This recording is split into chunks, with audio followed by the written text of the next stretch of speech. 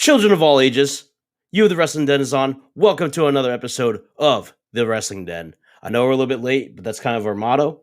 Um, Tonight, I am your host, as always, Macho Man Ricky Savage, yeah. And I got Miss Liz with me, yeah, as always. I don't know if Nikolai Jerkoff will be joining us or not. We'll see. We might have a surprise run-in from him. We might be doing this solo tonight. But either way, I got a lot to talk about. So no matter what, we at least have some content for you to share. So first and foremost, I should say, sorry, little jumpy, but first and foremost, I'd like to thank our hosts as always, Ron and Eric, for hosting us at Sports Unfolded. You can go find them on Facebook, Twitter, Instagram, Twitch, even now. You can follow us at the Wrestling Den on Facebook as a sports group, and we also have a group. So we have a group and we have a page now. So you can go follow the page, and it'll take you to the group. Either way, you'll know where to find us there. On Twitter at the Wrestling Den TM, and I don't have an Instagram for that yet, but I do have my personal one, Rickus the Ricks, if you do want to follow that. Other than that, I want to talk about basically the fallout of All Out. So I watched the whole pay-per-view. I sat through it. Overall, I like the pay-per-view. It was definitely more entertaining to me than I would say not Money in the Bank, but SummerSlam. There's more that I was invested in watching for the matches. I did get mixed reviews when I was looking on I'm in a few Facebook groups, so I've been following them, and it seems like it's a pretty heated battle. You know how people feel. But Taurus 24, thank you for joining us, by the way. The bots, as always, sound alerts, stream elements, you know who you are. Pretty much my moderators. But yeah, there's just an interesting amount of debuts, I should say, from former WWE stars. Like, was it? She goes by Ruby Soho now, Adam Cole, Bryan Danielson, CM Punk's in-ring debut. We're going to be talking about all of that. I honestly, I had my gripes with them. I liked it for the most part. I'm not going to definitely be more one-sided or the other on the fence, if you will, for this whole thing. AEW, I think they did a great job with the pay-per-view. People are talking about that they had less views than they did for Rampage, or maybe even Dynamite last week. And I don't even know if that's true or not. I didn't look into it, so I'm not gonna sit there and say, "Oh, that's true." But if anything, I would think that if you're paying attention to AEW as a product, that more people would be tuning into the pay-per-view, if not the same amount of people. But I mean, you have factors. Some people watched Rampage and maybe weren't excited for what All Out had to present, and maybe they didn't watch. You know, that's all fair game in the speculation. However, I feel like in theory, more people have been staying in tune, especially with CM Punk making his in-ring debut. Like, why are you going to sit there and watch a man for 2 weeks? Just sit there and come out and talk about how he's going to debut and then be excited about that and then not watch the pay-per-view. You know what I mean? That's what I'm getting at. Like CM Punk's in-ring debut, you're going to sit here and you're going to listen to the man's voice, but you're not going to watch him wrestle. Everybody's going to do it, you know? Everybody's going to do it. So I watched it. I did like some of the matches a lot more than others. I feel like some matches were kind of there. Like for me, Britt Baker, DMD, yeah, Britt Baker versus Chris Statlander. I thought it was a good match. They talked about how Chris Statlander was undefeated, and I didn't see Britt losing the title, so I kind of expected what happened out of that. Whether or not I predicted the finish, that's here nor there. I just know that I expected, Britt Baker was going to retain somehow. I didn't expect Ruby Soho to come out in the women's gauntlet, let alone be the Joker, the last entrant, and then win it. Kind of when she did come out, I was thinking to myself, she's going to win this, and if she does, it's to me, I don't know. I was just kind of, I've never been a Ruby Riott fan. So having her as Ruby Soho in AEW, it's cool and all. I actually like her look. I like that her hair and her attire right now. It's all cool. I like that she had the AEW jacket with all the crust Punk on it and whatnot. So that was pretty cool. I was just hoping that she wasn't going to win the battle royale. I was hoping that maybe like, oh, that's cool. She gets like the last entrant, big surprise, but she fails to capture the gauntlet. So that way somebody else who's been there longer than she has can win it. And then when her and Thunder Rosa teed off at the very end of it, yeah, I was like, I don't know. I think she's gonna win, and then that's gonna be it. They're gonna give her a big W to go after Britt Baker, which if she wins the title, then I'm gonna have some serious thoughts to say about that. Right now, I'm kind of indifferent. Good for her. I just think it kind of like stomps on everybody that's been there. All these former women's champions in the battle royale. I just felt like it's always just poor taste for me when I watch something like a product, and then it's like all the people that have helped build that product, like the new faces, the guys like for TNA, AJ Styles, Frankie Kazarian, who was there at Dynamite last night, and I think he was also at All Out. He didn't do much, but uh, why don't I like Ruby? It's not that I don't like Ruby. I'm just not a fan of her. Like I don't, I've never watched her matches and said, oh man, I really like Ruby Riott. I I honestly just never really paid into the character or the person. I know she had a Riot Squad, but it's just not. It wasn't my taste, and I wasn't even watching wrestling then. So it's like when I'd see her, I'm like, oh, okay, it's her and Liv Morgan, and then I forget that other chick who was part of the War Raiders or whatever, but Sarah Logan, I think. Yeah, the three of them. They're a Riot Squad, and I just didn't interest me. I was like, I felt like Liv Morgan was pretty much a mixture of Alexa Bliss and um, Carmella, and I was like, there's no point to this character because especially if you watched Carmella in NXT, her and Liv Morgan looked identical in their outfits, like their attires. Like, and I don't know who did it first, who did it best. All I know is that it kind of is just like, all right, this is another person who looks like this person, similar wrestling styles, kind of character wise. So I'm not really following these people. You already have one of these, so why do I need to watch another one? That's what I'm getting at. So all I do we have 1,040 out of 2,000 right now? It's a lot of followers. Gotta check them to see if there's any bots though. I'm watching you. We got Steam elements up in here and sound alerts, so I know that's two. I'm counting them two. It's two followers right there. Either way, not to derail my conversation, but yeah, I feel like Ruby Soho is just one of those characters too. Like a lot of people were backing her and stuff, and I just felt like I just didn't have any interest in her. So it's not that I don't like her. I will tell you who I don't like, and that's Pat McAfee. And if you don't know that by now, you should know that Pat McAfee. I don't care what he said on his podcast. All I know is that he never responded to my challenge, so he's a coward. Until he does, fuck Pat McAfee. One in the swear jar. That's the only one I'm getting tonight. That's the one I'm using. It's always going to be Pat McAfee. But moving on. So Ruby Soho and her winning the battle royal and stepping on everybody else. It is what it is. I really like the tag team match. I think that was probably the match of the night for me. Honestly, one of the things that's going good for AEW is that people would talk about, oh, well, they have all this WWE talent coming in. And like I'm saying, how they're stomping on others. CM Punk saying he wants to face, Darby Allin and face the younger talent and help them. And then he wins over them. Spoiler alert. If you haven't watched by now, that's what happened. Either way, I felt like it was more AEW All Out was about kind of like, oh, here's all the WWE guys that we hired that are coming out, all three of them. Like to me, All Out would have been more perfect had they not had anybody. Maybe one of them, but I feel like it was more so about Punk leading up to All Out, Chicago, Illinois. So I felt like maybe it should have ended with Punk, and maybe that's selfish for me to say that, but I know that Tony Khan's got all these all the bullets loaded in the chamber and he's ready to pull the trigger and keep going. But I feel like you slow pull the trigger is much better because then you get more better product over the time period. Yes, everybody would love to see everything that just happened, but I felt like it was too much. Too much for me to take in because I'm still kind of like, here we are, like almost a week later. Dynamite was just last night, Rampage is tomorrow, and I'm still feeling kind of like I don't know how to feel. I watched the pay-per-view. I liked it. I think that, like, again, tag team match was my favorite match.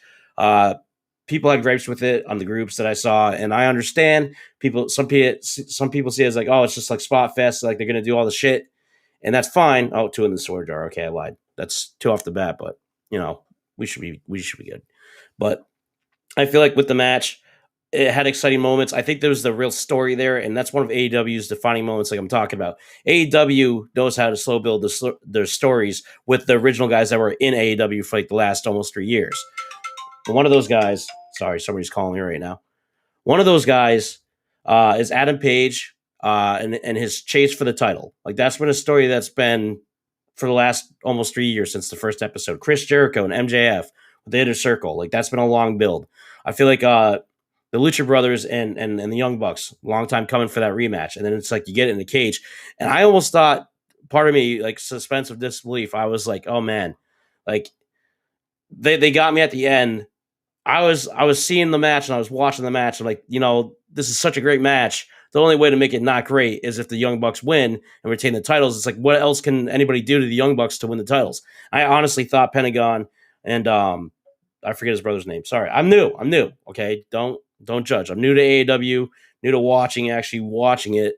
I'm not new to the product. I've been paying attention to what people have been saying, but now I'm my own eyes on the product. But the Lucha Brothers, forgive me, I thought they were going to lose the Young Bucks because it looked like it was going to happen. And then when they kicked out, it was like, oh, okay, so this is going to be the match. And then they won. And good for them because that's the best way to end that match is to have them win. They deserve the titles.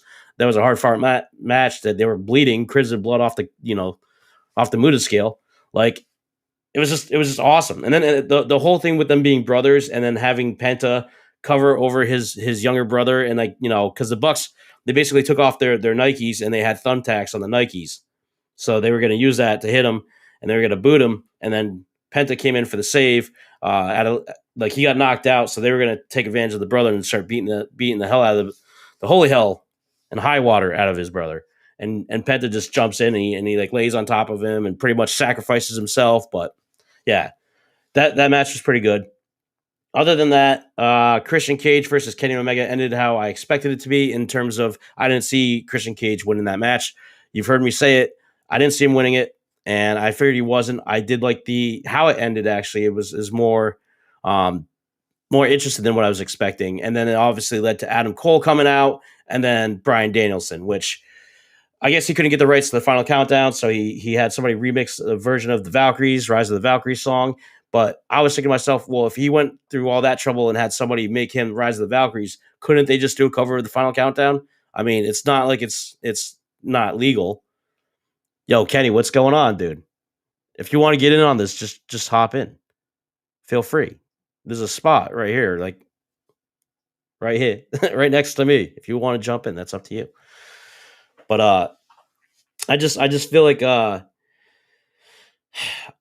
I was expecting to see a Punk's match. I wanted to watch that match the most. I ended up doing it, and I saw that there was a couple throwbacks to Bret Hart versus 1-2-3 Kid. I just felt like the match was kind of underwhelming in terms of it's not that he didn't wrestle great or anything like that, or I don't think that he, did a bad job. I just think that I saw, as far as watching a match that was kind of like put together for the two people that are in the match, I expected a lot more from both. As far as like, and this includes Darby Allin, not just CM Punk.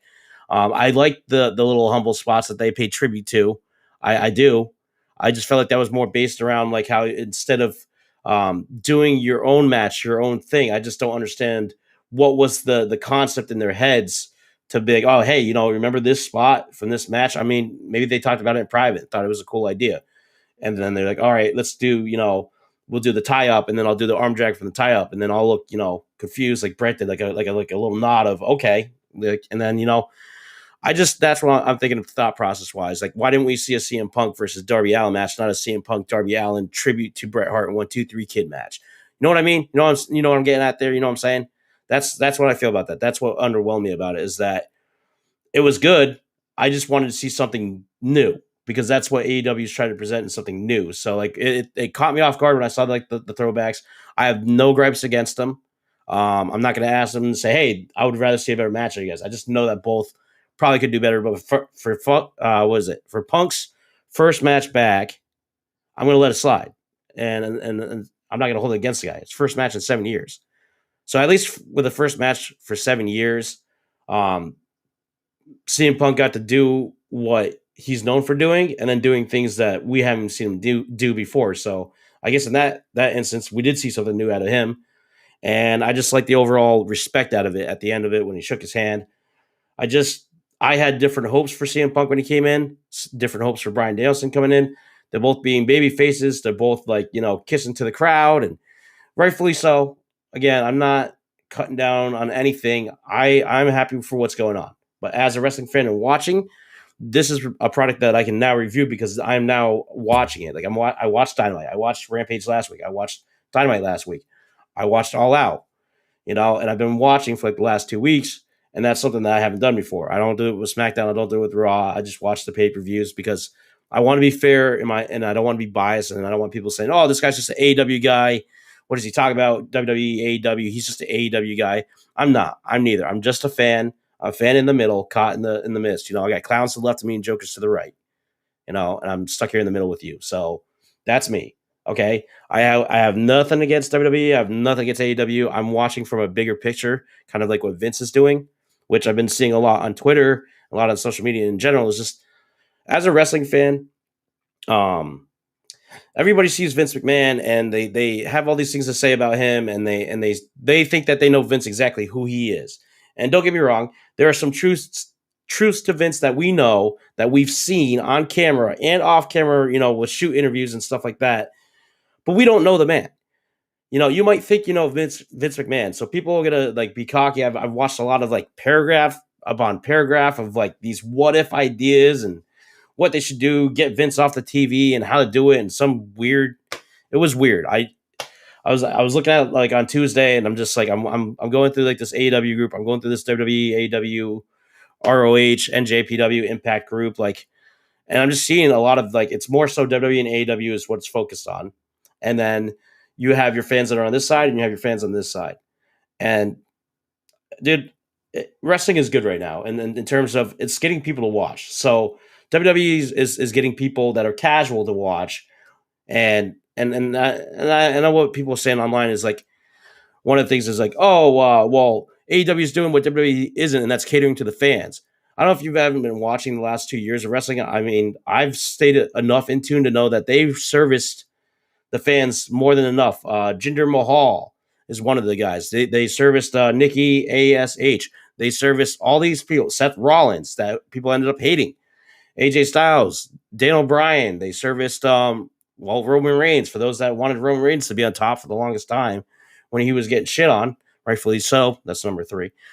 That's a 3 count right there. But luckily, I don't have an opponent tonight. My opponent is like Al Snow versus the table, and the Hardcore Holly comes out to go, what the hell's going on? That's me tonight, baby. I'm solo. I mean, as far as WWE goes, they've been fan servicing for a long time. Becky Lynch, all these things, and they gave in. They gave in to what fans wanted. Fans got it, and then fans hated it. Every time somebody was like going for the title, it was like, oh man, I love this person. Becky Lynch, Seth Rollins, and then as soon as they got the belt, they got booed. So it's, to me, you can't have your cake and eat it. So with the WWE thing, WWE's been doing it for 2 years now. They're done. They're tired. They want Roman Reigns on top. If you don't like it, kiss their ass. That's exactly what they're saying to you. And guess what? Boo hoo. Take your ball and go home, I guess. WWE sucks. This is, for them, it's just like how it was before WCW. Everybody compares AW to WCW, and everybody forgets about TNA's Impact and how they tried to do it too and failed.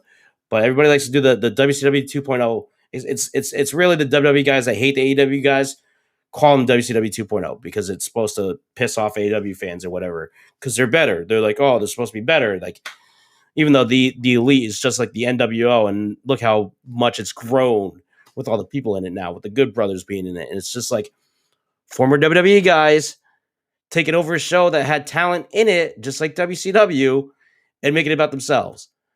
Is it exactly to that extent? No, it's still too early to tell. I'm not a part of this whole AEW versus WWE war, if you want to call that a war, because to me, as a fan, you should be enjoying whatever product is putting out, whatever for you.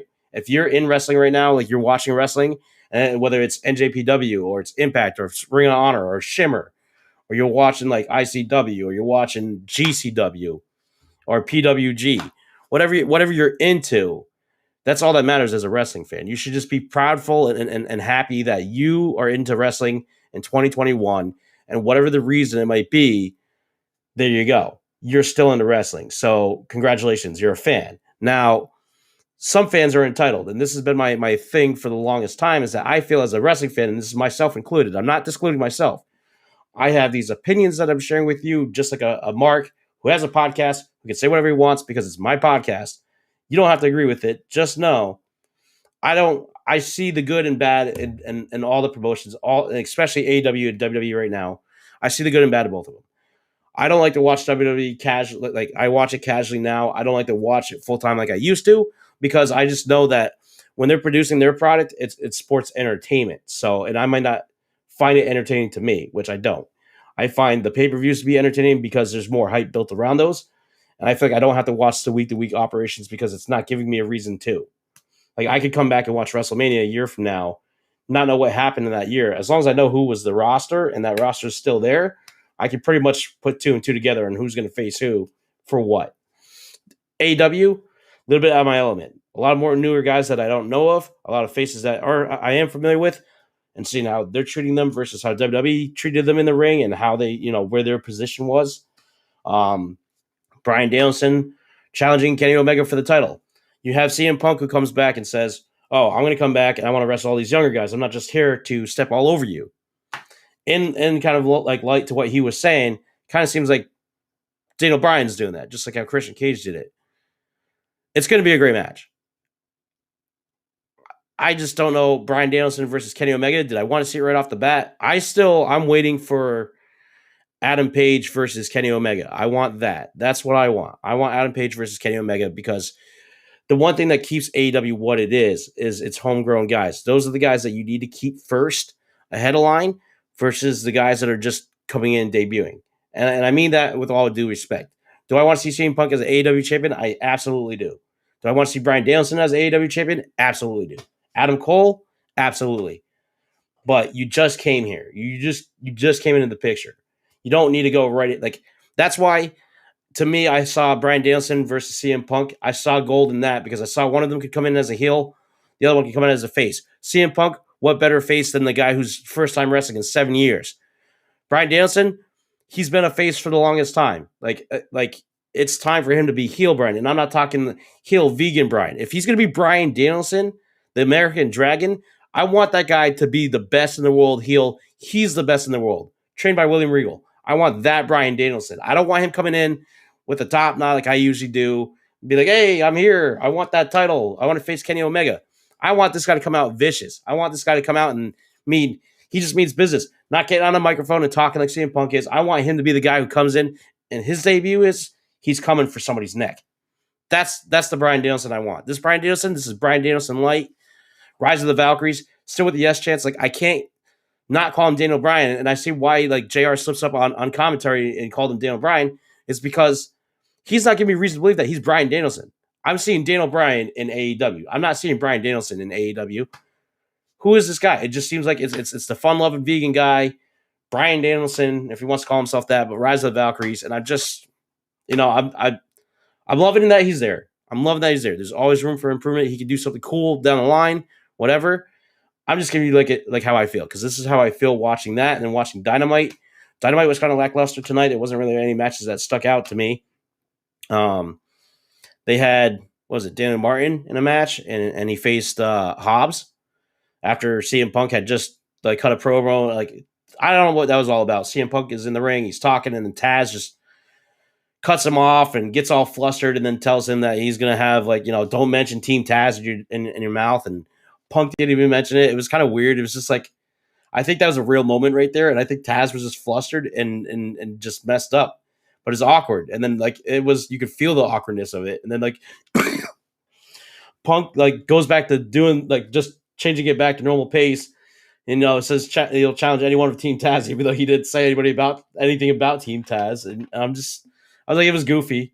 And I don't know what it was all about because then Punk's walking out the ramp and they're looking tough with that kid that looks like he's 16 years old. Exactly, Ron. They should work their way up. I don't think they should just come in and claim these top spots, especially when. That's the thing. If one of them does it, then it's not so bad. Like Ruby Soho, if she's going to be the one facing Britt Baker because they have a past and stuff, fine, so be it. At least it's telling a story. There's a story there. Previously, they've known each other for years, so it makes more sense to me. I might be looking at it from the standpoint that oh man, it's just another WWE superstar coming in and stealing the spotlight.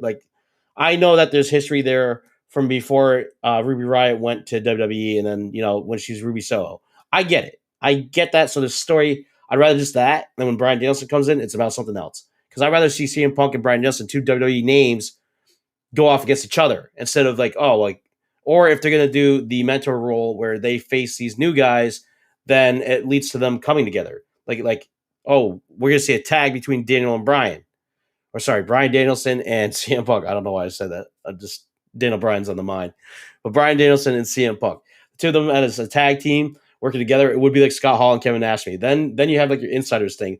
However, that leads to one of them turning on the other, which one could go heel, one could go face, and then it's like it formed a story inside of AEW, and it was natural. That's to me that would be so cool. That would be cool because then it's like they're not taking spotlight from anybody else other than the fact that they're wrestling. So it could be a great match if both bring their A game, bring the best out. CM Punk is getting the ring rust out, resting all these newer guys, and then it leads them to have that match of the year type quality. I know that they can. I'd be happy because then that's a match that is bringing eyes on to watching. Which again, Daniel Bryan versus Punk in WWE is nothing compared to like ROH and nothing compared to AEW with how the potential of people that are watching and watching for that moment only. WWE, it was kind of like it was done, but though it was fan service, guys like Roman Reigns, guys like Randy Orton, guys like John Cena kind of like killed that momentum for that match because it's not the main event. So you're watching these two greats wrestle. One of them is the WWE champion. It's not the main event. It doesn't make sense to me.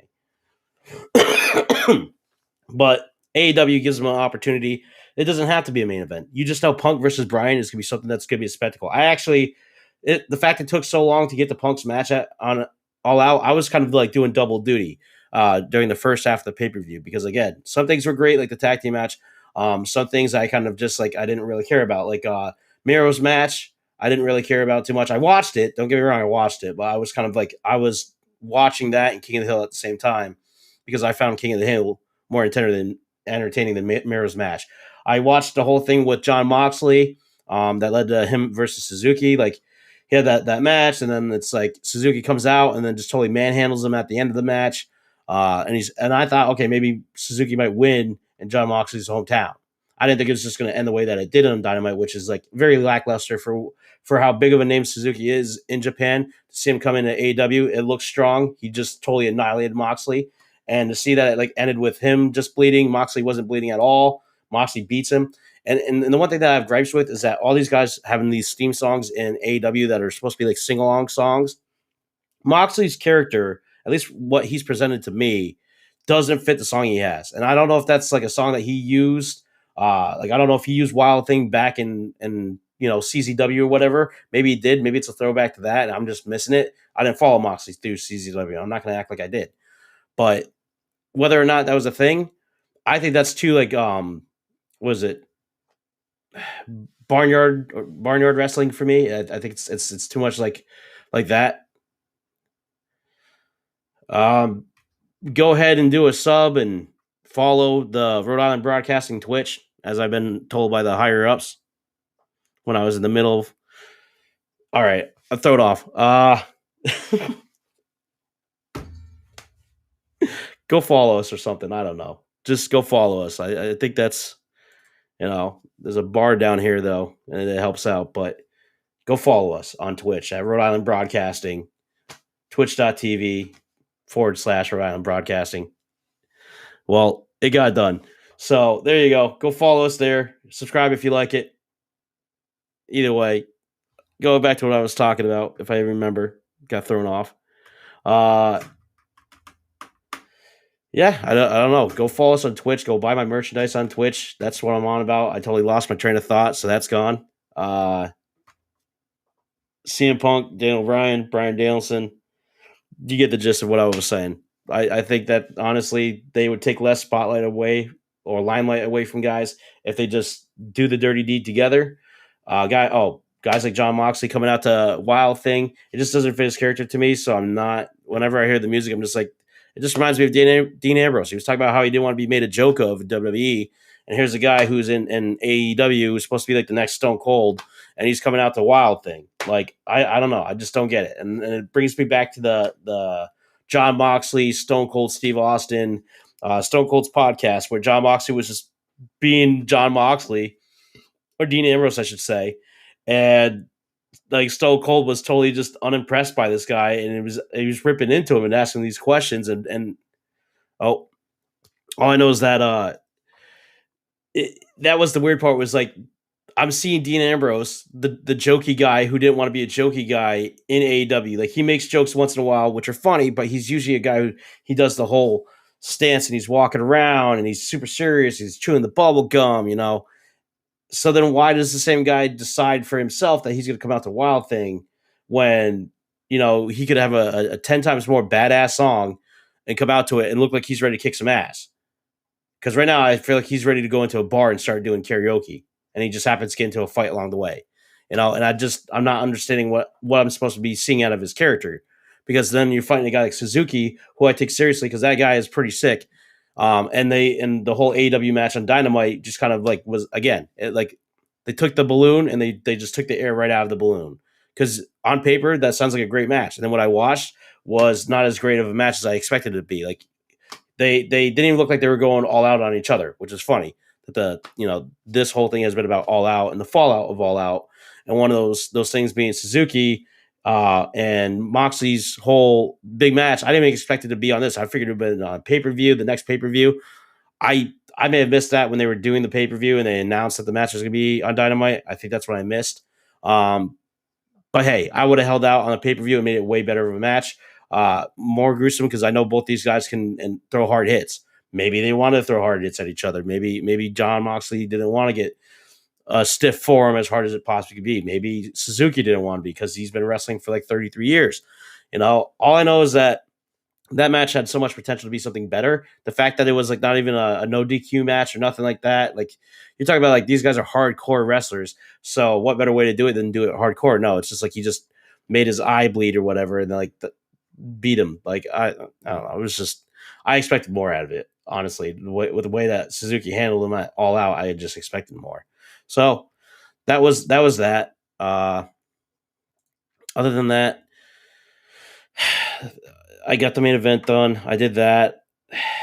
Talked about CM Punk, Adam Cole coming out, then Brian Danielson coming out. Like Adam Cole coming to Elite is something that we've been talking about.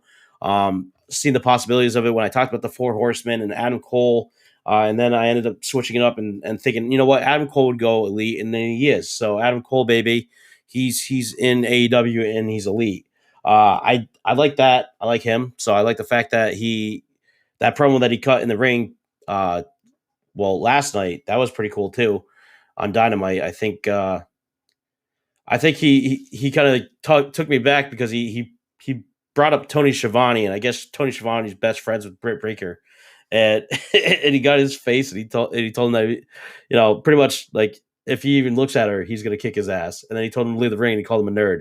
I thought that part was kind of cheesy, like the fact that he kept repeating like leave nerd, and he just kept saying it, leave nerd, and like told Tony to get out. Crowd was chanting for Tony Schiavone. Tony Schiavone cucked out and got out of the ring and got on the ground and walked away. You know, so it was like it was cheesy, but whatever. I like the idea that you know they got the ring. It's like the NWO, dude. They got the ring. Get the hell out of here. They got their own guys to do the interview with them. They don't need you. You know that type of stuff. I found that funny. I think overall from the pay per view and Dynamite, the reception I got, I didn't watch AEW Dark. I'm not gonna do that, guys. I'm sorry for all you that might be more diehard AEW fans than me. I'm not gonna watch AEW Dark because anything that dark to me is just like Saturday Night Main Event. I just can't get myself to watch it because I know it's gonna be more of those guys that you don't see often on the bigger show get their limelight on Dark, and I might not be into those guys. You know, like I saw Sammy Guevara come out of Dynamite. I don't know where the hell he's been since I last seen him, and he shows up and he's holding flashcards like you know he usually does, and he doesn't really say much. He just goes through the flashcards. Crowd reacts to the flashcards. Basically leads to him saying follow his Twitch, just like we say follow my Twitch, and then it had you know the hashtags what you could do vlog crew, and then he walked away, and I was like, okay, what was the point of that? I mean, cool. Got to see Sammy Guevara on AW Dynamite. Thanks for showing up, bud. Thanks for letting us know that you're vlogging more than doing this because you're not on the camera. So, but good to see you, anyways. You know, that was got you Tad Brody on Blood Hunt right now. Oh, thank you. I still appreciate that I'm Tad. I mean, we're all wrestling nerds to an extent. I think if you like wrestling, it's kind of nerdy. Um, but that's what's fun about it is that we cheer for guys in tights, and then they make shows on HBO Max called Heels about guys in tights. That's like scripted wrestling, which is great to me. So then we like stuff like that because it's Glow. Dude, I loved Glow. I thought it was a good show. Heels, I'm looking forward to watching that. I like the idea of it. I like who's in it. Stephen Amell, like that's pretty cool. Uh, I'm personally, I think CM Punk was actually in an episode, so that's pretty cool. But yeah, the to get on the topic of AEW, I know that I talked about that, so I feel like what's next? What is next? What's the next move? So AEW's got these guys. We could be seeing Bray Wyatt. Like it's not over yet. We might see more debuts. We might not see more debuts for a while. I don't know. All I know is that Tony Khan pulled the trigger and fired quite a few shots, and they were heard around the world. So AEW is making their impact, right? And WWE's releasing guys and looking like the bad guy in the situation where it's like, oh, they're not fan servicing. AEW's fan servicing right now, so we should cheer for them. Again, it's been 3 years, almost 3 years, and AEW's been around. To me, that's still too new. WCW was around for years. It was a small little barn burner, and then it became it left pretty much its roots and went to Disney World and saw the lights with Ted Turner and wanted to be the next big thing. And they were for a while. And then they killed their own product. Is AEW going to do that? I know everybody's arguing about it. That's all I keep seeing is everybody's arguing about AEW this and AEW that. Like, are they, if it's the WWE fanboys versus the AEW guys, the AEW guys are defending it. Like, no, they got better decisions. Like, Tony Khan's a god. You should worship them. And the WWE guys are like, listen here, happy with WCW. Let me just compare facts to that company to this company. Like, you can take apples and look at them and take oranges and look at them. And they might look the same in terms of round, fruit, but not the same. You can't just judge that AEW is going to make the same mistakes WCW or TNA even made. They might make better decisions. They still make mistakes. Again, 3 years. What's up, Jordy? Thanks for joining us. Go follow twitch.tv/Rhode Island Broadcasting. While I forget what I was talking about. But AEW and WCW 2.0, I don't know. I don't put them in the conversation yet because to me it's still fresh. I don't want to see anything with a war to be done with it unless they've been around for more than 6 years. Like I just think as a longevity, when you have a product like WWE that's been around for like 40 years, it's hard to say like this versus this. Okay, everybody knows who WWE is. Everybody should know who AEW is now. That's what I mean. And like there's room for both. So there's room for both right now. And to watch this and watch this, but to sit here and try to egg on a war, it's pointless because you know what? WWE has no reason to. They're actually trying to sell the company. That is their goal now. They want to become big enough of a product where they can just wash their hands of it completely and then say, here you go. And whatever that product is, it's like the NFL. You get what you get, and that's it. Tough luck. AEW is more of like the indie wrestlers, like your indie darlings from 2007 and through 2010 are your Rock and your Austins and your Shawn Michaels, your Hogans, your Stings, your DDPs, your Goldbergs. That's a sad realization to me. 2007 was a great year. 2004 to 2010 in terms of the indies was the modern era for me. That was like what revived wrestling as a whole for me. And now that these guys are like as old as they are, they're no longer the new guys that I was looking up to. They are the veterans now, and it's just like it's scary to say that. But no matter where they're at, whether they're in WWE, they're in AEW, they're all over the indies. Like your indie darlings are still around, and no matter where they're at, they're all just spread out now. But you're going to see a face of a guy you recognize from 2005 Ring of Honor, 2007 in Ring of Honor. What up, Seth? But that's what I mean. Like you get to see these guys, and those were the guys that we were watching. Like, oh, this is like it's like Will Ospreay, and it's like Ricochet. Like those are the new guys now. Those are the new gens. So keep track of these guys because no matter where they end in their futures, whether they all go in AEW or what have you, if AEW will be around, these guys are gonna grow old too. And then it's like, who do we look up to? Because Chris Brooks is one of them. Dan Hassan, like all these guys. I forget. Like Gentleman Jack, I think is one of them. it's just weird for me to see that those guys are also going to be getting older, and then they'll be the guys that will be on top doing what these guys are doing now. And I probably won't be watching wrestling then because I don't follow any of them. But who knows? Never say never, right? That's what then, now, forever, WWE. Like, as long as wrestling's going to be around in some kind of way, my eyes are going to be on it because it's just been something I've watched since I was a kid. So it's not like I'm gonna just completely throw it away, call it a day. I tried to. I tried for the longest time, about 7 years. As soon as CM Punk walked away, I walked away. But guess what? Just when I thought I was out, they reeled me back in, baby. That's why we're a champ.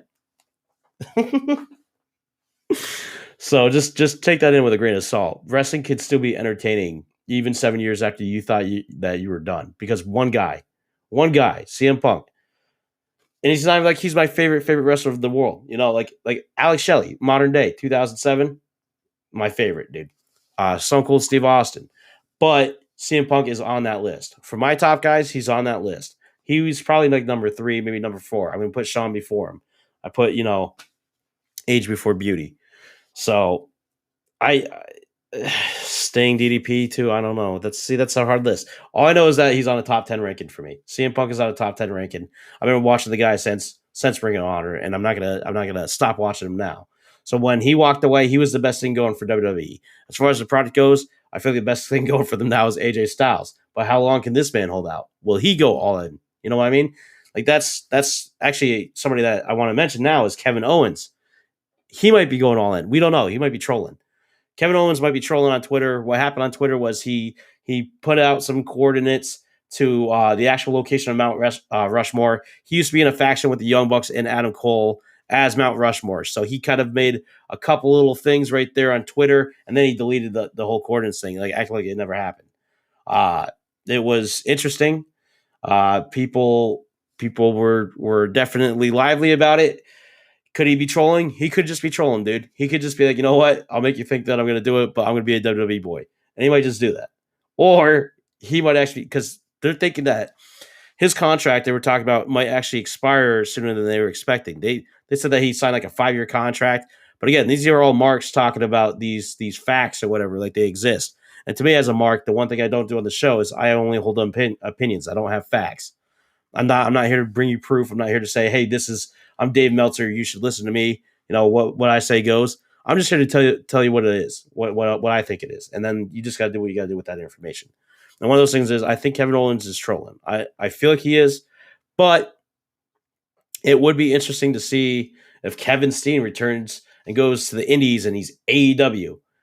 I'm not a Kevin Owens fan. I'm not a Kevin Steen fan. I could care less what he does. But I know somebody out there is going to care. So if he shows up and he becomes elite, there you go. But to me, the more people that end up in this elite faction, the more it starts looking like NWO, and I start saying WCW 2.0. So just as you know, I'm on the fence. I will stay on the fence. I'll try to remain on the fence. We didn't even think I was going to be watching wrestling again. That was the goal originally. Get Rick to watch wrestling. He loses the title. But guess what? I'm just the best. I'm the best in the world. That's why I'm the champ. The champ is here. I'm not going anywhere, dude. So even though I'm watching wrestling to an extent now, and I'm watching on a weekly basis for AEW at least, WWE, it's a lot to cram in at one time. I'm just trying to enjoy what's going on with one product and be able to view it versus a product that I can watch monthly and watch it that way and view it. So it's more like it might seem like I'm an AEW guy. Trust me, I am still on the fence because both products are doing something good, I think, and they're both doing something bad. The bad is people think WWE's releasing their top guys. They're letting their top guys walk, the guys like Adam Cole. And that on one point, yes, it's true. But at the same time, again, WWE's been around for 40 years. This is going to be like the revolving door, I should say. This conversation is going to come around quite a few times on this podcast. Just be prepared for it because that's what we're witnessing in the current present is what's happening. And all that's going to happen is it's going to expand and we're going to know more of what's happening soon, maybe later. Who knows? Just know this. WWE hasn't been around for 40 years to just tap it in now and they let go of all these guys. They're not fan servicing, so nobody's going to watch them anymore. And that part might be true. People might not watch, but there's always going to be casual fans. There's always going to be people that are just tuning in to watch one guy, Roman Reigns. Seth Rollins, Charlotte Flair, Becky Lynch, Kofi Kingston. It doesn't matter who the guy is. Somebody's going to tune in to watch that. So that's a fact. That's one of the few facts I can present to you.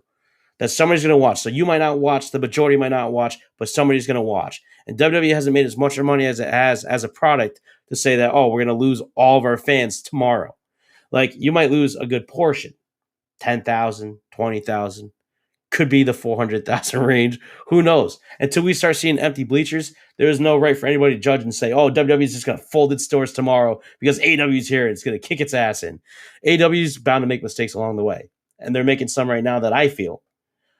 So that's where I don't, I'm not completely all in. And I'm not completely for WWE.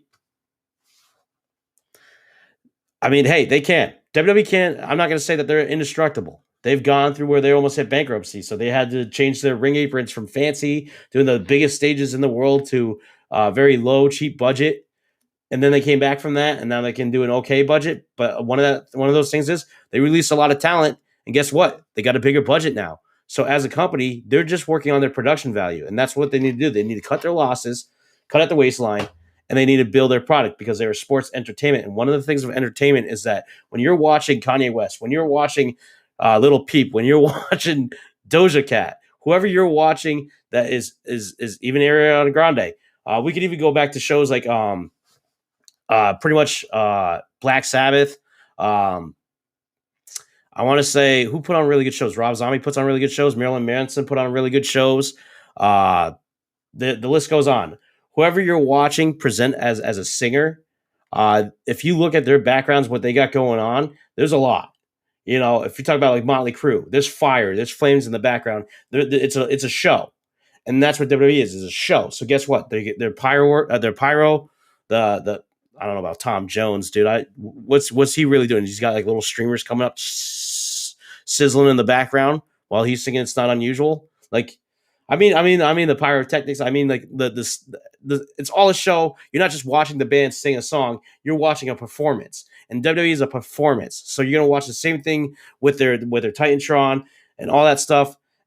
It's just, to me, that's the thing. They're focusing on their production value right now, more so than the talent that they had, as opposed to the guys that they're going to get into their production, that they're going to train themselves. They don't want to no longer look at the indie darlings of yesterday and get these guys on a thing, because they tried it. And guess what? Fans got fickle, like Daniel Bryan said. Fans got fickle, and that's what happened. We all turned on them. So they started fan servicing us, and we're just like, this isn't good enough. And then people would go around and boast AEW this and AEW that. WWE's like, you know what? We don't have time for this. There you go. Have these guys. We don't care. They're going to do great or whatever with your fans that are so hardcore. But those same fans were fans of ours. And guess what they did? They turned on us. So too much of a good thing is not always a good thing, right? This show's going to end a lot sooner if I got these comments going on. This guy. The reason why I'm alone tonight, it's not just because of the fact that Nick's not here, but I had two guys that were on Sports Unfolded that were supposed to be guests on my show, but they're cowards. They've been ducking. And one of them might show up.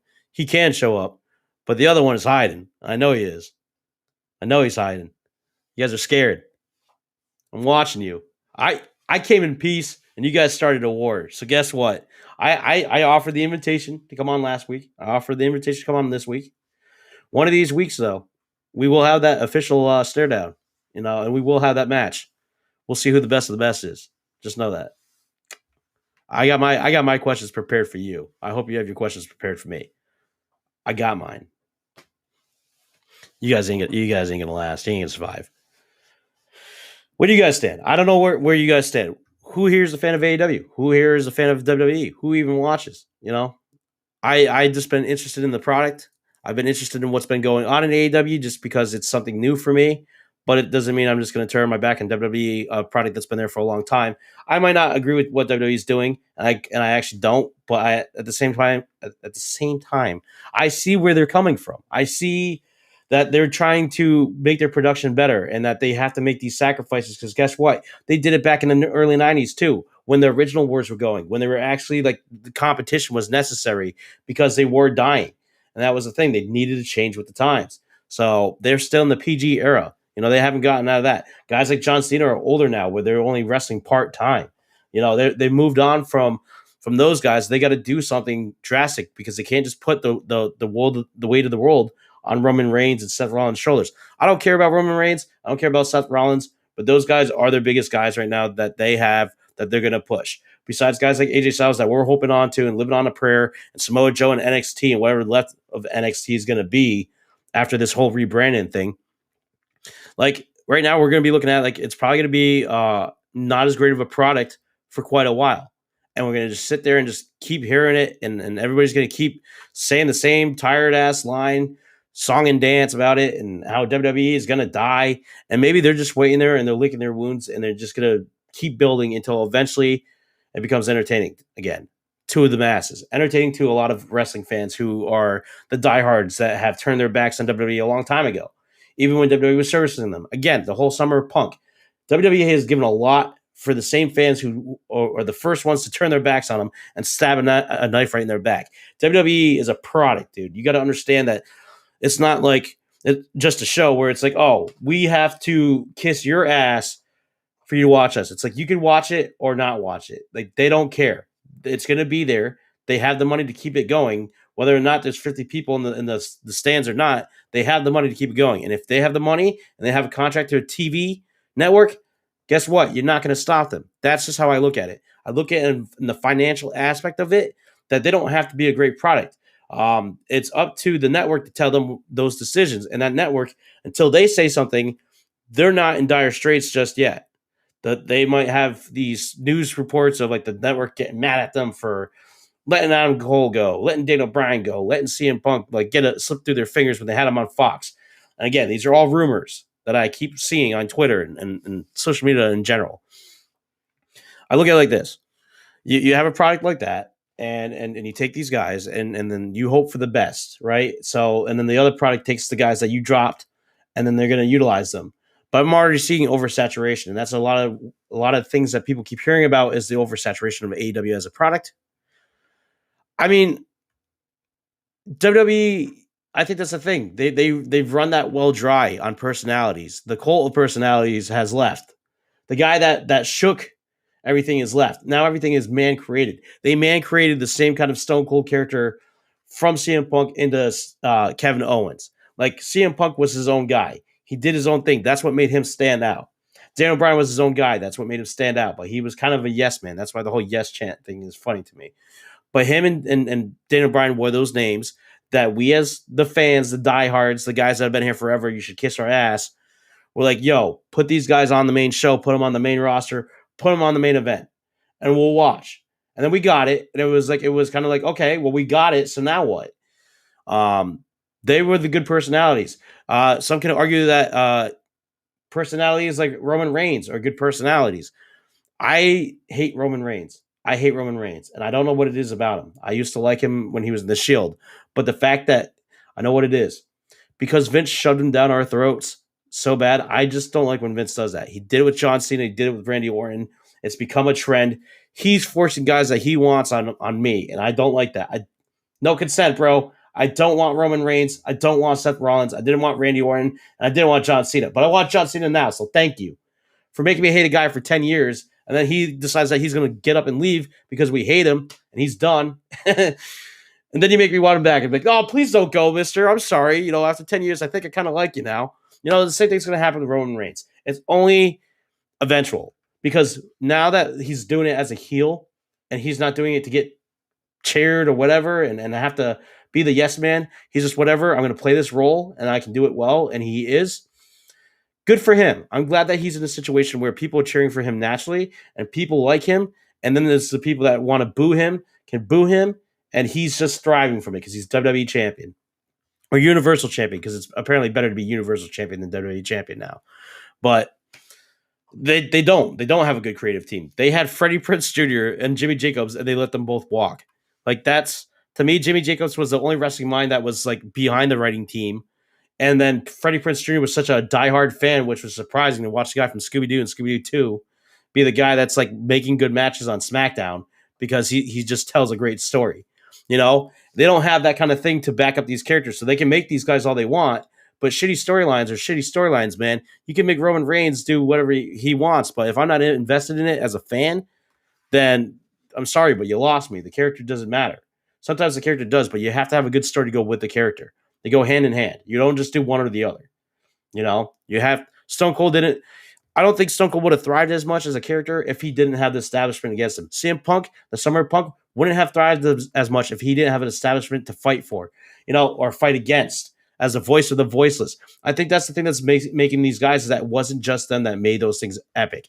And you can look at it in any aspect that you want and say it's just them alone, their creativity, but you need to give Vince McMahon with props to do because he doesn't just let these guys that are indie darlings like CM Punk rise to the top knowing that there's risk involved that, he could just put a guy like Roman Reigns in his place. Vince McMahon took that chance for us, the fans, and did it. Whether he liked it or not, he gritted his teeth. He saw that he couldn't stop what was CM Punk, whether or not he wanted to actually stop him or he just saw something in him, but he felt maybe he was a cocky shit. He took the chance on Punk because ultimately at the end of the day it comes down to his decision. So the fact that he did that, the Summer of Punk wouldn't be as great as it was if it wasn't for Vince McMahon and Triple H coming in. Like the whole COO thing, it just was perfect timing that worked out great. And that's always been the best things about wrestling is the perfect timing moments that weren't, whether you can say or not they were planned. I know they weren't because the greatest things about wrestling are the ones that they raise our disbelief. They suspend it for just a moment at the ceiling and make us a wrestling fan. Like, oh my God, is this guy actually hurt? Is this guy? They give you emotion. They give you feeling. The best things in wrestling are the accidental ones. And those accidental things are that spark that happens once in a very, very rare blue moon. And then when that spark happens, there's no putting it out. There's no putting out that spark. You know what I mean? That's the thing. CM Punk was as great as he was is because it all just the stars aligned. And it was awesome because it was natural. It wasn't forced. Kevin Owens doing the stun Kevin stun thing, being the guy fighting Shane McMahon, the forced narrative, the forced direction. See, was it as a COO? Triple H was actually getting a lot of criticism taking over the company, so it worked for him too because he got to take over it. Like he got to do it as a baby face and then go heel with authority. Like he got to show all these storylines out of this whole I'm becoming the boss man and now you got to listen to me. Like it was interesting when all the wrestlers walked out of the building and it was just Sheamus, John Cena, Triple H, and CM Punk, and they wanted to wrestle, and CM Punk was doing commentary. That was the greatest Raw that never happened. Like they all came back or whatever. Exactly. Happy accidents, Bob Ross. Even though that's not a happy story. Going if you have watched that on Netflix, go watch what happened to Bob Ross's name and why his son Steven can't use it anymore. But either way, those things that happened, those sparks that got us into watching in the first place, when those sparks simmer out eventually, like CM Punk leaving and then Daniel Bryan getting the same kind of screw job that CM Punk got when CM Punk was frustrated and people just said, oh, he's just bitching. And then you see it happen to Daniel Bryan. Can you just say a man's just bitching when the next guy that comes in after him are other indie darling? Because if you can arguably say Bryan Danielson and CM Punk were the two indie darlings that were most watched in WWE. Despite AJ Styles coming in, he's definitely most watched now. But CM Punk and Bryan Danielson came before him in WWE, and they were the guys that we were cheering for because those were the guys that we wanted to see on the top. Not the biggest guys, but the guys that could definitely put on a 5-star classic, even with the WWE narrative, even with the WWE way of doing things. Because WWE has a different way of wrestling. And that's why guys like Ricochet are not going to thrive because they thrive in the indie scene because it's about professional wrestling there. It's not a show there. You're putting on a show. So the best that you can put on a show, the amount of time that is allotted that you get, that's what you got to do in WWE. And if you're happy with that and you're getting a paycheck and you might not be the best guy on the roster, you can put on the classics when need be. You do your job every day. You go there, you get paid, you smile, and you'll never get a title shot in your life. Good for you, dude. You're happy. You're getting paid. It's a job to you. It's a career. You're doing it. There might be a little bit of soul lack in there, but you're doing it with a smile at all. You're gritting teeth, and you're doing the deed because you got a family. And I respect that. Some guys are just there in the WWE, despite the potential that they have, despite where they could go. They're doing it to support their families, and I cannot take away a man's bag like that or a woman's bag, anybody's bag. I can't take away their bag. If that's what they're doing, respect. If they're cool with that, then dude, I have no problems with it. I might see more for them and say, oh, I want to see more. Like I want to see a lot more for Xavier Woods and Kofi Kingston, even Big E. Like even though he's the Money in the Bank winner, I see a lot more for him, a lot more potential. Thank you. Thank you. Thank you. With that being said, I think that sums up tonight's show. I just really want to get a lot of that off my chest. The fallout of All Out. There was a lot more matches that happened, but honestly, the matches I talked about, the things that kind of happened, I saw being the best of All Out, and at the same time, the biggest thing to criticize about All Out, because the other matches, it's not like they were not entertaining or anything, or that I wasn't invested like Orange Cassidy in them with the Hardy Foundation. They just happened, and I watched it, and I was like, okay, and then the stuff that I was waiting for was the stuff I talked about. So I think this has been another great episode. We're definitely going to do it again next Thursday. I should have my host back with me again next Thursday.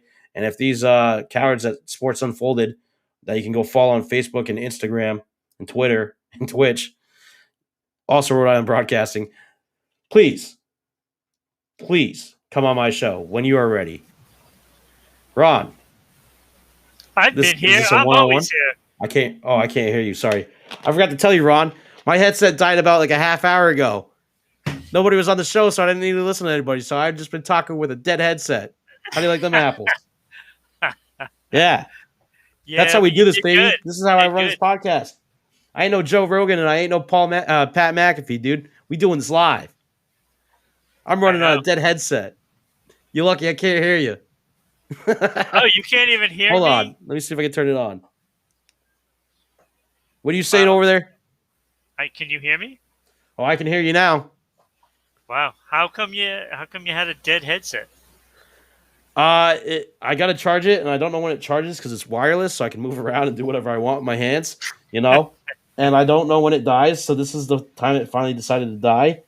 And I got the wire right here, but I just like to charge it and then come back, and I've been able to use it for the last 3 episodes, like without putting it on the charger. Because I turn it off when I'm not using it, you know? Like when I'm not using my computer, I turn it off, so I don't know. I just didn't charge it. I waited. But either way, it's been an exciting episode. What do you have to say? No, I came on because you're calling us out, but I'm always here. Ron? I'm always here. It's too late for you to challenge for the belt, just so you know. The match started about... No, that's fine. That's fine. 1 hour ago. Actually, you know what, Ron? Because you accepted my challenge, because you're here live now, because you exceeded my expectations.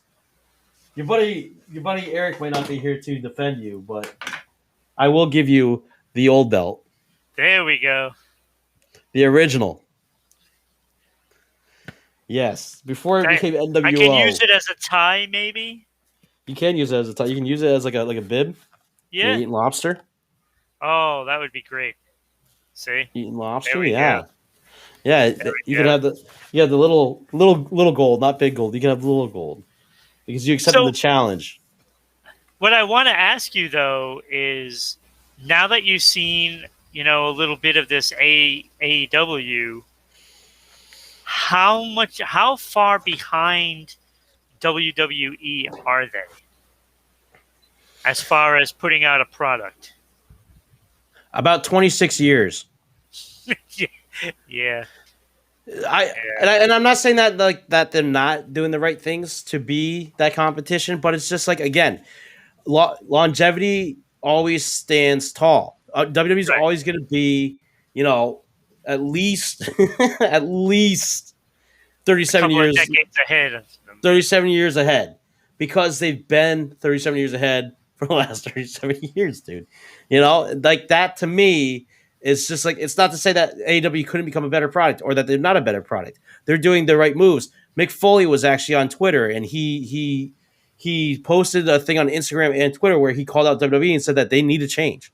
And he was right. Everything that he said, how he doesn't feel like WWE right now, like they did wonders for his character back in the day, but that was a different time and a different place. Where it is now, he doesn't think that he could trust them with his character now. And he's right. I wouldn't trust him with my character. Like the guy like Mick Foley, and you saw his impact when he was wrestling, like the hardcore icon, the hardcore legend. That's what I mean. And I agree with him, because you can't have something like that, like the product be what it is now, where it's just like you're there to be a paycheck and you're there to just do whatever they say they want you to do. They take guys and they make them jokes like Karrion Kross, who a lot of people were backing, but then all of a sudden, as soon as Jeff Hardy won, it was, I want to hear Jeff Hardy's theme song for like the last 2 years. I want to hear him come out to No More Words. It's like the petty things that people want is what they're getting, and then it's just like you wonder why WWE as a product is failing is because the fans fail the product as well. I think it's a two-way street. I don't think it's just the fans. I think it's both the fans and the product itself that they're giving out are the problem. And you're looking at and you're seeing both problems. Fans are fickle. WWE is a product that doesn't want to cater to the fans no more. They don't have to. If they can make the same amount of viewership and keep their TV deal going with just casuals alone, then why not? Why not take the easier road when you've been doing it for 40 years? And you got AEW, who, you know, like you said, is still new. Like they go at least 10 years to even be considering that they can stick around. Like they have to go a decade at least, and then they can start thinking, hey, we're here, and we're here to stay. Outside of that, until they get to that point, they're gonna be so new, and it could cave in at any moment. And that's the reality of it, because I mean, it's the same thing with the NFL. Like all these football leagues started popping up, and they can't survive.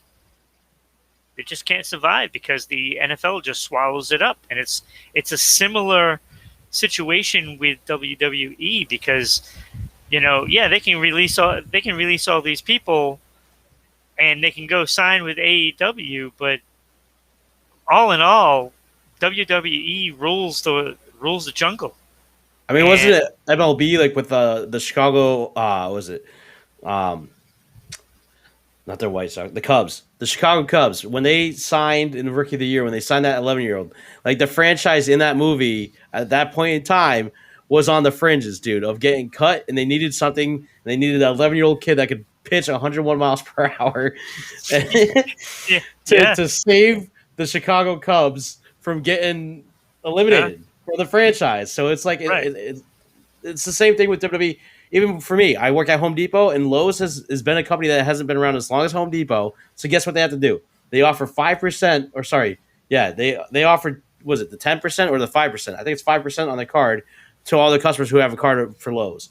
So as a company, Lowe's is competing with Home Depot. And for my situation, there's literally a Lowe's across the street from me. So it's like we're literally battling back and forth. But it's not like a battle that you think it is. Like customers come in all the time, and they ask stupid questions, and they say, oh, where's this?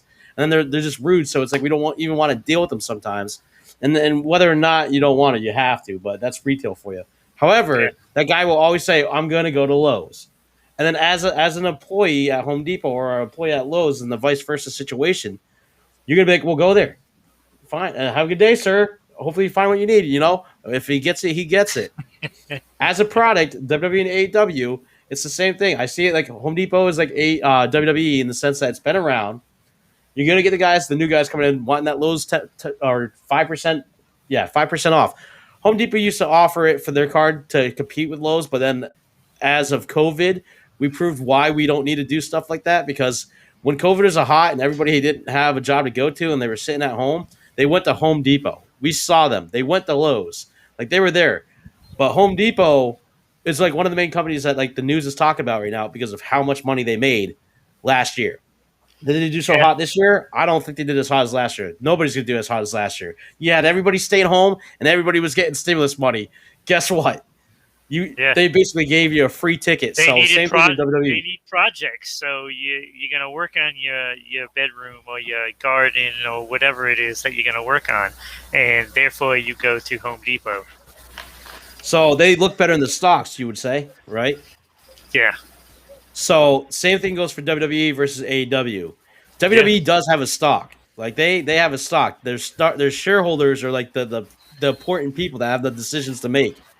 So as a company that invests in stock, as a company that has its own stock, WWE has the money to be able to do what they're doing right now, and I feel survive. Until those numbers go down, they're able to do that. Where they can say, well, then fine, go to AEW. I hope you have fun, have a great time.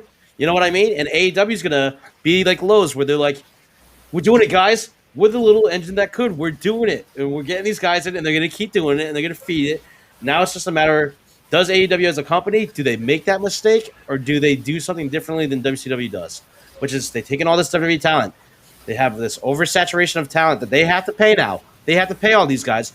Remember, the guys that made this company were WWE superstars that got paid. Their well isn't as big and lucrative as the WWE's well. Like you're talking Cody Rhodes, who Right. was being paid like $600,000 from WWE. Like he's got money, but does he have as much money as that? Again, Tony Khan, he's a billionaire. He's the only thing that they have. They're like, Tony, please, Tony, can we borrow some money? And it might not exactly be like that, but just to be fair on the fence, you got to take that in too. Is that it's not just like Cody Rhodes is like Vince McMahon, Yeah. a billionaire himself. He has to have to go to a billionaire who's running the show and be like, dude, can we do this? Like, if it wasn't for Tony Khan, AW doesn't have a budget. You know what I mean? Like Right. they gotta Right. lower down the budget. So WWE is just making more expansion for that. AEW is just kind of eating up their budget right now. That's why Bryan Danielson can't have the final countdown because they just hired 4 WWE guys. Now they got to pay these guys a good amount of money Right. for them to be, rich and wealthy and successful, just thriving. And that takes a big chunk of the expenses, and then they're just like hoping to tread water and push up the ratings a little and push up attendance a little to pay for all of this because they don't know if they can pay for it yet.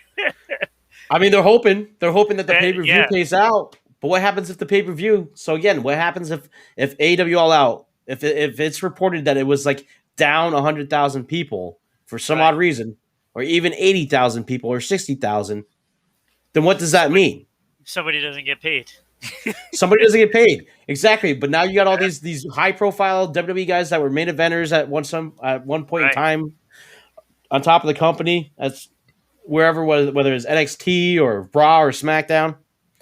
Now you got to pay these guys, and you got to pay the guys that you had there before, the guys Yeah, that you aren't doing anything with. it's the same business principle no matter what the business is.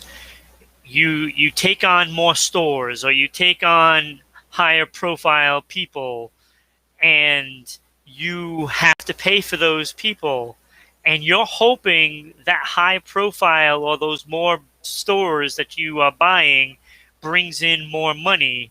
High risk, that high way- reward.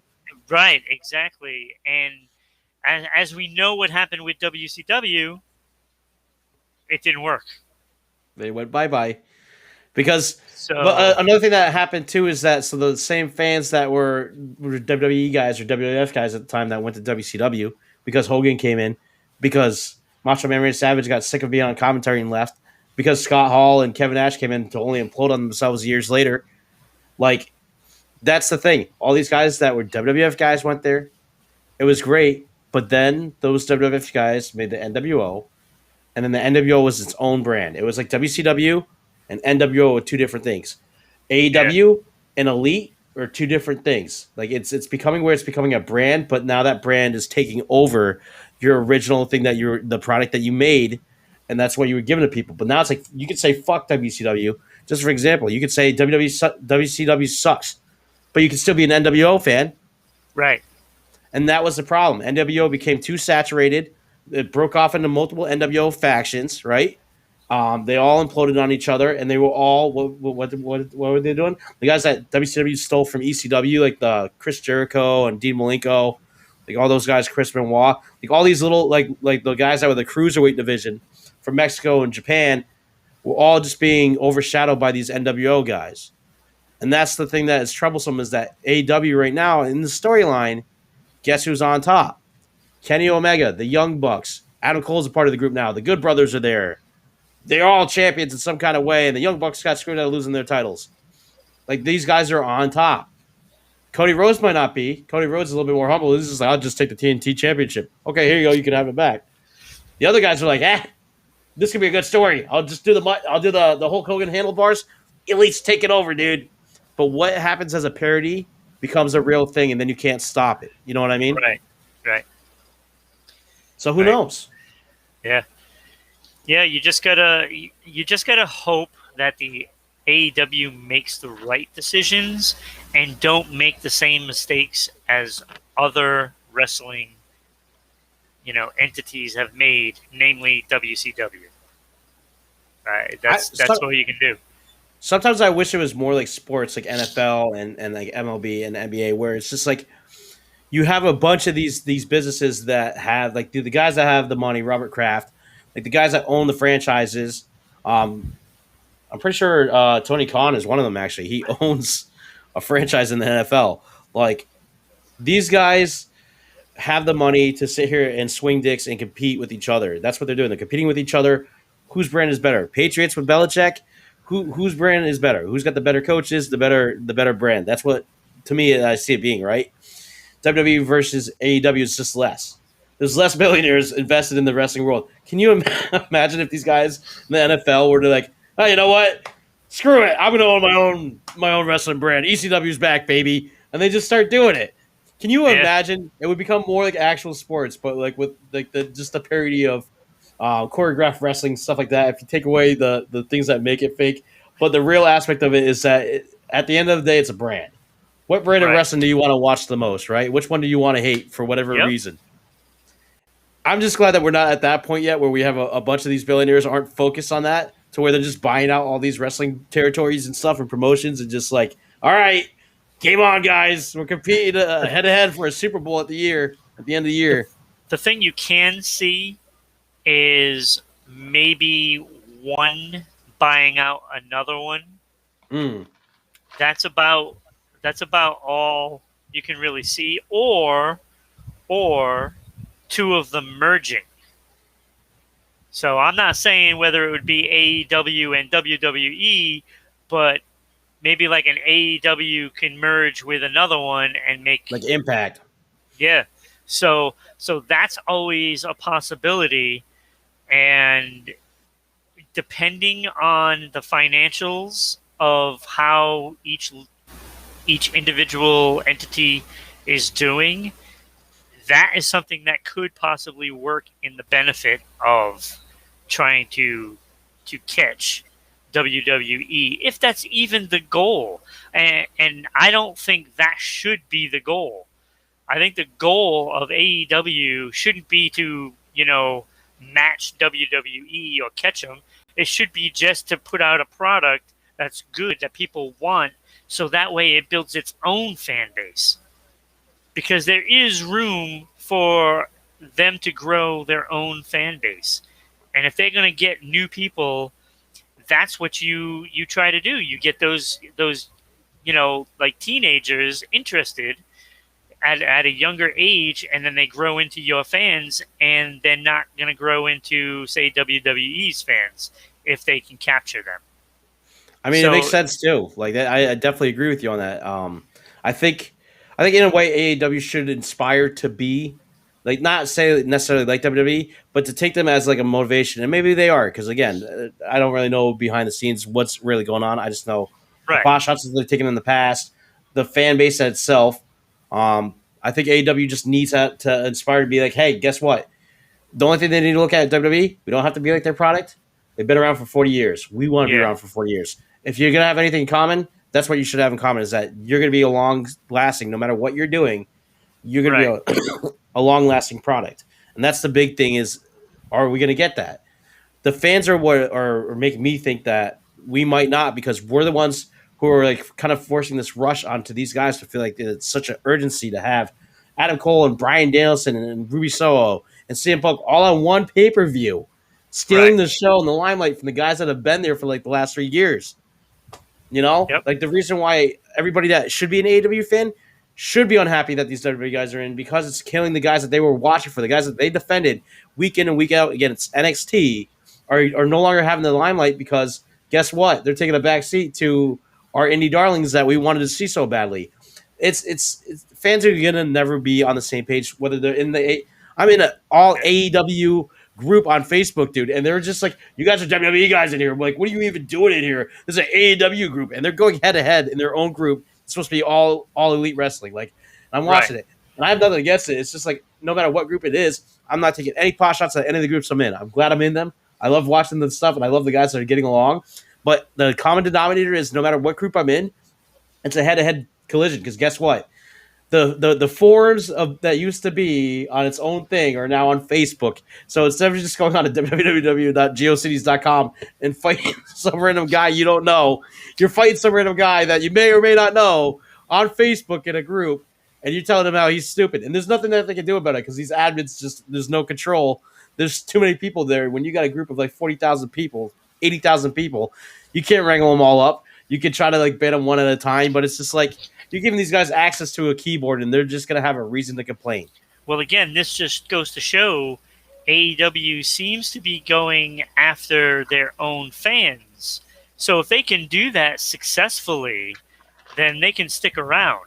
That's what they got to do. See, WCW didn't do that. They just wanted to take everything from WWE or WWF then, and was hoping that would just mean that people would just go to them instead. But that's not the way it works because of the longevity, of course. So you can keep pilfering and pilfering and pilfering, but your payroll goes up and up and up and up. And if those people don't move from there to you, then you fold. And that's exactly what happened. Now, AEW finds themselves in the same situation where they're taking some taking some wrestlers. It's okay to call them players, dude. Like honestly, Yeah, you've got it down where you may have thought you didn't have it in you to be a wrestling fan in some kind of way, but you do. Well, it's a good way to compare. They're doing that, but if they're building up their own fan base, that is the whole key to it. If they're building their own fan base, then taking 4 wrestlers away isn't going to do anything. But if they keep trying to pilfer and pilfer and pilfer, they're going to find themselves in a hole trying to pay these guys, and they can't do it because their fan base isn't building up fast enough. So they got to do it the right way. Do it slowly. Build your product. Don't worry about WWE. Build product. And that's what they have to do in order to succeed. It's not going to succeed if they do it the other way. You know what's funny? Is the fact that with WWE, like, so they have their brands, right? Raw, SmackDown, NXT, the Cruiser was it Live 205, Saturday Night Main Event. Like they have all these things in place for all this talent that they had hired and acquired, and now they got to do something with them. Because guess what? Most of the majority is going to be unhappy because they're not doing anything, and you can't really do much in 3 hours or 4 hours a week. You have to put them somewhere. So that's why Saturday Night Main Event exists. That's why, like, originally it existed to come out. Is because you got to put your talent somewhere. And AEW is doing that right now with Rampage and Dynamite. Like, but they shouldn't have to. That's the thing. It's not that they didn't have talent for you to watch, or that talent wasn't entertaining, or could be as entertaining as CM Punk or Daniel Bryan. We would have never known because we're never going to be able to see them built now. These guys that all were doing this thing for AEW, that people were watching, like the new guys. Like, it was good that they had Chris Jericho. It was good that they had Jon Moxley. Maybe, like, and it was good that they had Brody Lee. It was good that they had a few guys to be able to be like, oh, hey, I know who that is. But really, now you're seeing Jack Perry wrestle as Jungle Boy, and you're seeing Marco Stunt being thrown around. You're seeing Luchasaurus. You're seeing the Lucha Brothers. Excuse me. You're seeing Chris Statlander. You're seeing I hate her name. Britt Baker. Just do Britt. Something else. You don't have to do Baker. 2 R's don't make it right. Dude, Britt Baker. They have all this talent that they're pushing, and the talent that you know the names of. Sammy Guevara. I don't like Sammy Guevara per se. I don't like his face. Something about him I just don't like. But Chris Jericho likes him, and Chris Jericho is a better wrestler than I'll ever be. So the fact that Chris Jericho likes him, I know there's something there. I just don't know what it is. I'm not going to find it personally. But these names are like Orange Cassidy. Orange Cassidy's my boy. The only reason why I even paid attention to AEW is because of Orange Cassidy. And that guy's a joke character. But, like, to me, like I would love if he got put into the storylines that are big. Because guess what? He might do a funny storyline, and it's not super serious. It's not a 5-star classic. But I could watch Orange Cassidy because he's entertaining to me. Maybe he should go to the WWE, and they should make him champion because I would totally support his run if they did. He's just a different breath of fresh air for wrestling. He makes fun of the fact that it's fake, but at the same time, he's not disrespecting it. Like, I know if I was to sit here and get Jim Cornette on the show, he would say the opposite. But to me, wrestling is not something that's supposed to be taken seriously all the time. There's got to be fun, entertaining, lovable things about it that are fake, like when Kenny Omega wrestled a blow-up doll. Like these little things that they kind of do for the crowd, because the crowd knows it's fake. We're not dumb anymore, so they treat us like we're intelligent. They can entertain us knowing that it's fake, that they can get a hurricanrana from a blow-up doll, It's gonna be funny to us because it's like, haha, that was great. If they do it all the time, okay, now it's being disrespectful. But these once in a while things that they do, Orange Cassidy being one of them, a very rare light to see a guy like this who has a character that he can be very serious about, or be very relaxed and chillaxed and pockets, hands in pockets. I love it. I love him as a character. I don't want to see him get stepped on by CM Punk because I love CM Punk too. But Summer of Punk was honestly, I saw that being the greatest thing for CM Punk. He's got to prove to me the next big thing. But I don't want to see him being the guy that he said he didn't want to be, and that's squashing the talent that made AEW what it was. The new guys, the guys that you were like, dude, who is this? Those are the guys that get you curious about watching it because it's like you've never seen them before. Those are the guys they're counting on in a couple of years to be the names and bring AEW to that next decade. Mm-hmm. CM Punk might not be able to go for 10 years. He might not be able to go for 5. He might have a 1-year run, and that's it. Same thing with Edge. These guys are back. But remember, they gave you a full career. They didn't just this is them coming back and they just retired after a year. They gave us full careers and then retired and said, oh, you know what? I can come back now. Daniel Bryan be one of them. They can come back. But they could also be taken just like that from us as well. As soon as they're back, they could be lacing up their boots for the last time. You never know. Yeah, you just don't know. I think if they treat it more like these guys are going to basically teach the young guys how it's done. I mean, if they need the role models and the leadership, that could be why these guys are all here. And that is a good thing. So that way, some of these guys that, are to be the guys in, say, 2-3 years to carry this forward into their 10th year and try to get it stable. They need to all learn how to be that professional. They need to know how it is to drive a crowd, whether if it's a face or a heel, to drive that crowd in that direction. And perfect example was when I watched Heels, and it shows examples of that kind of a thing on that show, and it is no different than the actual sports entertainment of wrestling. Yeah, for AEW and WWE and all the other entities around. They have to those wrestlers, what makes them be champions and in the headlines all the time is being able to work that crowd and work the fans. So if you're selling merchandise, if you're getting those fans riled up to cheer or boo, you're doing your job. Mm-hmm. And that's you're what selling that merch. These guys are here to show them how to do this. You know what's funny? If you break it down and you think about wrestling, merchandise, what it used to be about is that these guys were getting paid like $100 to wrestle. They're getting paid $500 to wrestle, not like $5 million to wrestle one night like Hulk Hogan would do. These guys were wrestling for that, and that's why they had merchandise. Buy my t-shirts, dude. I need that $20, dude. And you know what? It's probably like $5 for their t-shirts, like it used to be. Like when you go to indie shows, that's what I like about indie shows is that it shows you. I think that's why as wrestling fans now they have to sell their own stuff. They do it. They still do to this day, dude. Like you go there, these guys are like they just started this wrestling promotion yesterday. It's got 10 viewers on Facebook. It's got 10 viewers on Twitch. These guys got a legit ring. They got a small little warehouse that they were able to rent out. They got enough square footage out of the rent. Guess what? We're making our own merchandise too, baby. We got a tea press. Yep. It's called teespring.com, and you can go buy my merch because we definitely need it. Like. That's funny. Wrestling, that's the best part about wrestling is that there's pinnacles and pillars like WWE, AEW, WCW, TNA, and then you got, but TNA was like also a little guy too. And you got these guys that were like just like the guys from like AEW back in the day, like before they were like cool and you know who AWA was. Like you weren't watching AWA if you're like a fan like me. You didn't even know what it was. You didn't know like who Stan Hansen is. Like, oh, I got into Stan Hansen because you were watching Japanese wrestling, and somebody's like, "Oh, Stan Hansen used to be great in Japan." Like, I don't care what anybody says. As a fan, dude, people, me and my age, our guys barely even knew who Stan Hansen, let alone Harley Race. But there are some guys who are rare breed that do. And when you're in the wrestling world, the deeper you're in it, the deeper you know these guys. And guess what? Like it comes full circle because these guys had to start somewhere too. They're not just big names for a reason. It's just that's how history works. The guys that are doing the small upstart indie promotions now that have like 100 people in their crowd and they're selling the t-shirts, dude.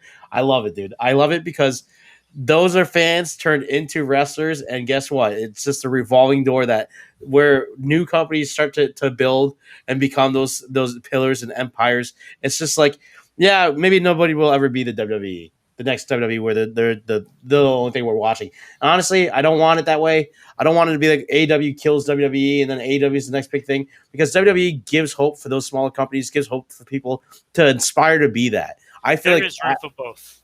there is room for both, and everybody can enjoy it however they want. I'm going to enjoy it by not buying that guy's $15 t-shirt, but say, hey, dude, you do a great job wrestling. I might buy his t-shirt. Depends on how it looks. Ron. Well, yes, I'm going to let you wrap up. Great Can you show, tell them where to as find always. us? Can I tell them? Mm-hmm. Why don't you tell them? Because you're my co-host. You decided to jump in here and challenge me. Co-host. All You right. decided to challenge me.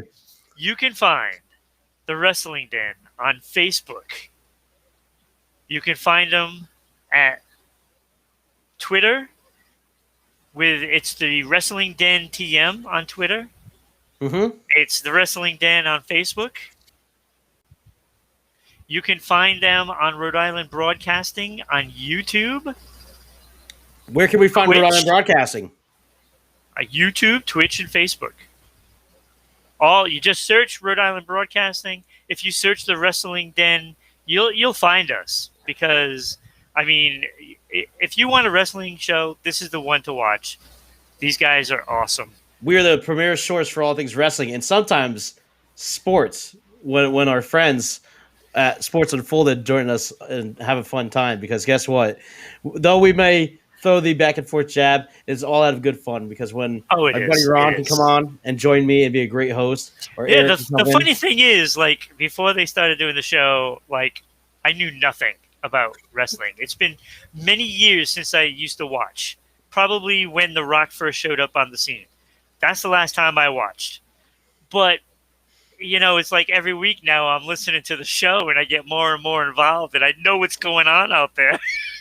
It's like even if you don't want to be involved, because you're the producer, you're involved. Yes, I'm involved. So it's just drilled into my head now. Guys, I have to care about wrestling now. I stopped. Why? Why do I have to? Why did I agree to the show? But that's the best part. Is like, and so same thing with me is that I was never really big into sports, but because I have to watch you guys. It's not because I choose, like I have to. I just think it's funny because we have some really great moments, dude. When it's in the chat, when these guys are in the chat. And Wrestling Den, it's always funny because they're always trying to rib on us and make us crack character.